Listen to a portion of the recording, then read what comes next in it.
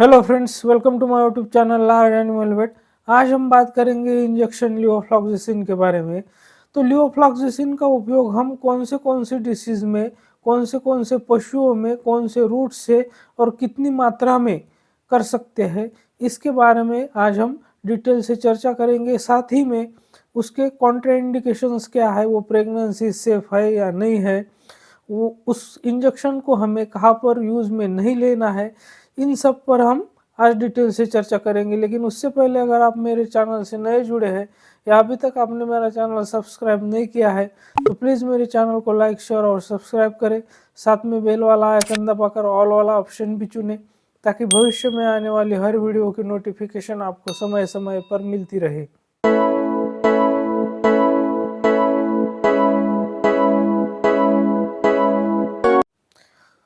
तो जैसा कि आप मेरे हाथ में इंजेक्शन देख रहे हैं जो लिहोलेक्स नाम से है और ट्रोलेक्स फार्मास्यूटिकल का है। तो ये 100 ml का वायल है और ये 10% सोल्यूशन है, मतलब इसके ईच ml में 100 mg लियोफ्लॉक्सेसिन है।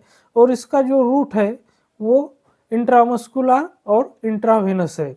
तो इस इंजेक्शन को हम सिर्फ इंट्रावेनस या इंट्रामस्कुलर रूट से ही यूज कर सकते हैं। तो लियोफ्लॉक्सेसिन जो एंटीबायोटिक है वो फ्लूरोक्विनोलोन ग्रुप का एक एंटीबायोटिक है जो कि बैक्टीरियोसाइडल है और ब्रॉड स्पेक्ट्रम है। यानी कि बैक्टीरियोसाइडल का मतलब है कि बैक्टीरिया को किल करने वाला एंटीबायोटिक है और ब्रॉड स्पेक्ट्रम का मतलब है कि दोनों ग्राम पॉजिटिव और ग्राम नेगेटिव बैक्टीरिया पर काम करने वाला ये एंटीबायोटिक है। साथ ही में ये जो पेनिसिलिन सेंसिटिव या पेनिसिलिन रेजिस्टेंट बैक्टीरिया है तो उन दोनों पर भी ये अच्छे से काम करता है। तो लियोफ्लॉक्सिसिन का इंजेक्शन हमें अलग अलग प्रेजेंटेशन में मार्केट में अवेलेबल है। जैसे कि वेटोक्विनॉल इसको बनाती है 15 ml के और 50 ml के प्रेजेंटेशन में, जैसे कि आप स्क्रीन पर देख रहे हैं मेरीफ्लॉक्स नाम से। और अदर कंपनियां भी इसे, बहुत सारी फार्मास्यूटिकल कंपनियां ऐसी भी है जो इसको 100 ml के प्रेजेंटेशन में बनाती है। तो हमें ये मार्केट में 15 ml, 50 ml और 100 ml के वायल के प्रेजेंटेशन में अवेलेबल है। तो जैसे कि मैंने पहले आपको बताया, लियोफ्लॉक्सेसिन एक थर्ड जनरेशन फ्लूरोक्विनोलोन ग्रुप का एंटीबायोटिक है जो कि ब्रॉड स्पेक्ट्रम है और बैक्टीरियोसाइडल है। तो अब हम बात करते हैं इसके यूजेस के बारे में, मतलब कौन से पशुओं में और कौन सी बीमारियों में, कौन से कंडीशन में इसका हम यूज़ कर सकते हैं और हमें उससे अच्छे से अच्छा रिजल्ट मिल सकता है। तो सबसे पहले हम बात करते हैं कि जो गैस्ट्रोइंटेस्टाइनल ट्रैक्ट इन्फेक्शन है होता है, तो गैस्ट्रोइंटेस्टाइनल ट्रैक्ट इन्फेक्शन में कहीं पर भी लार्ज इंटेस्टाइन, स्मॉल इंटेस्टाइन या रुमेन जो इंटरनल इन्फेक्शन होता है तो वहाँ पर लियोफ्लॉक्सेसिन बहुत ही सुपेरियर एंटीबायोटिक साबित हुआ है। तो जो गैस्ट्रोइंटेस्टाइनल ट्रैक्ट इन्फेक्शन है वहाँ पर हम उसका उपयोग कर सकते हैं और सबसे अच्छा रिजल्ट हमें गैस्ट्रोइंटेस्टाइनल ट्रैक्ट इन्फेक्शन में लियोफ्लॉक्सेसिन का ही मिलता है। उसी के साथ जो डीप सीटेड इन्फेक्शन होते हैं, जैसे कि अंदरूनी इन्फेक्शन होते हैं, जैसे कि रूमेन के अंदर इन्फेक्शन है या इंटेस्टाइन के अंदर है, लीवर के अंदर है, तो जो अंदरूनी इन्फेक्शंस होते हैं वहाँ पर लियोफ्लॉक्सेसिन का हमें बहुत अच्छा रिजल्ट देखने को मिलता है। इसके साथ साथ जो रेस्पिरेटरी ट्रैक्ट इन्फेक्शन होता है, चाहे वो लोअर रेस्पिरेटरी ट्रैक्ट इन्फेक्शन हो, अपर रेस्पिरेटरी ट्रैक्ट इन्फेक्शन हो, निमोनिया हो, तो इस कंडीशन में भी हमें लियोफ्लॉक्सेसिन का बहुत ही अच्छा रिजल्ट देखने को मिलता है। लियोफ्लॉक्सेसिन इंजेक्शन जो टारगेट बॉडी टिश्यूज और फ्लूइड होते हैं वहाँ पर बहुत अच्छी तरह से डिस्ट्रीब्यूट होता है, जैसे कि रेस्पिरेटरी सिस्टम है, स्किन है, यूरिन है, प्रोस्टेट है। तो यहाँ पर लियोफ्लॉक्सेसिन का इंजेक्शन बहुत अच्छी तरह से डिस्ट्रीब्यूट हो जाता है और इसी वजह से लियोफ्लॉक्सेसिन इंजेक्शन उस टारगेट जो ऑर्गन्स होते हैं वहाँ पर अगर कोई इन्फेक्शन हुआ है तो वहाँ से बहुत ही इफेक्टिवली उस इन्फेक्शन को क्लियर करता है।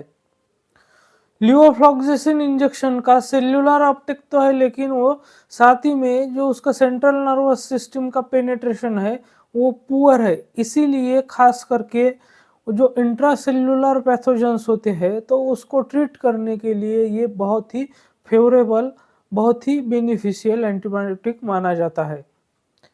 इसी के साथ लिवोफ्लॉक्सेसिन इंजेक्शन का उपयोग डायरिया और डिसेंट्री के केसेस में बहुत ही किया जाता है और उसका रिजल्ट भी उतना ही अच्छा मिलता है। तो सबसे पहले हम थोड़ा-सा शॉर्ट में जान लेते हैं कि डायरिया और डिसेंट्री में क्या अंतर है, क्या फ़र्क है।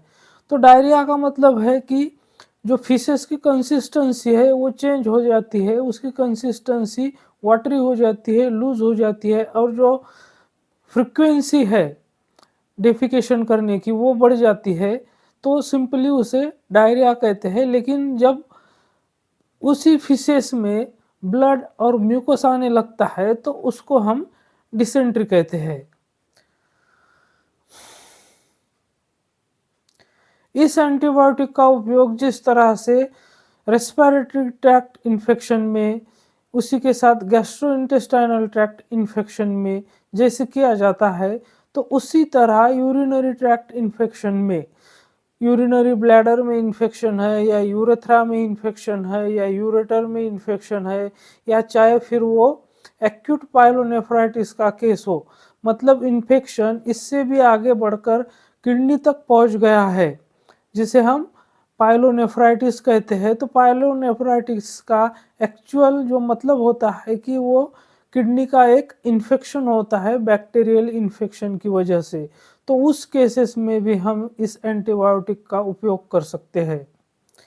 इसके साथ साथ रिप्रोडक्टिव ट्रैक्ट में अगर कोई प्रॉब्लम है, कोई इन्फेक्शन है, जैसे कि पायोमेट्रा हो गया है, मेट्राइटिस हो गया है, यानी कि यूटेरस में अगर पस हो गया है, वहाँ कोई बैक्टीरियल इन्फेक्शन हो गया है, यूटेरस का इन्फ्लेमेशन हो गया है, तो वहाँ पर भी लिवोफ्लॉक्सेसिन इंजेक्शन का बहुत अच्छा रिजल्ट हमें देखने को मिलता है। इसी के साथ इस एंटीबायोटिक का जो उपयोग है वो skin and soft tissue infection में किया जाता है।